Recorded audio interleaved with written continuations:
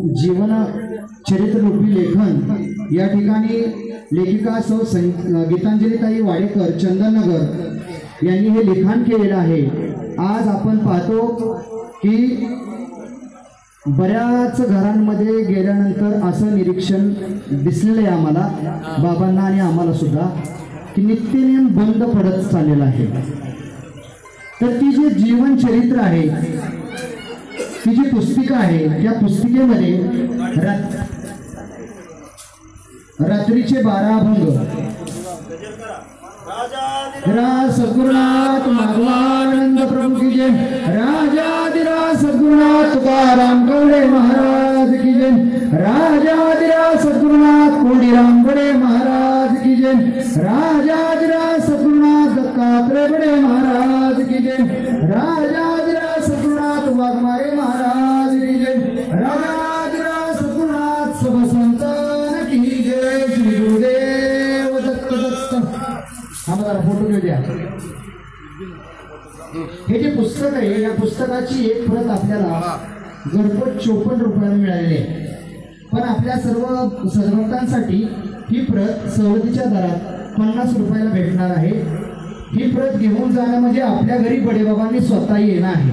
कसं येणं आहे ते सांगतो तुम्हाला, की नित्यनेम बंद होत चाललेलं आहे। घरातली जी आपली पुढची पिढी आहे, त्या पुढच्या पिढीला काहीतरी जर एक रूप आकार द्यायचा म्हटलं तर नित्यनेम होणं अपेक्षित आहे, आणि त्यासाठी आपण सर्वांनी ही प्रत आपल्या घरी न्यावी नम्रपूर्वक विनंती करतो।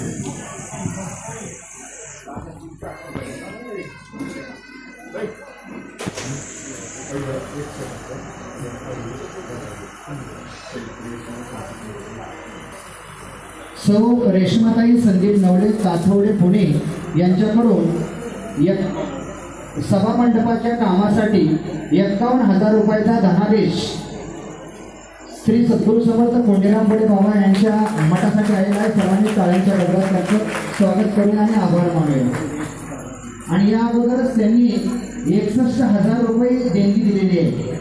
टाळ्या तुम्ही कशा वाजवल्या नाही, भरीव टाळ्या वाजवायच्या।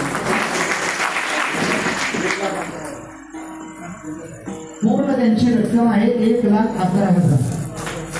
त्यांचं पुन्हा एकदा टाळ्यांच्या गजरात जेट्स करून टाळ्यांचा आवाज येत नाही। आजच्या कार्यक्रमासाठी सौ नंदाताई सोपानराव आवटे शेख पिंपळगाव चाकण यांच्याकडून तांदळाचे 2 कट्टे बाबांच्या मठासाठी दान करण्यात आले। त्यांच्यासाठी टाळ्यांचा आपण गजर करूया। सौ संगीताताई इंगळे यांच्याकडून आजच्या कार्यक्रमासाठी 15,111 रुपयाची देणगी मिळेल।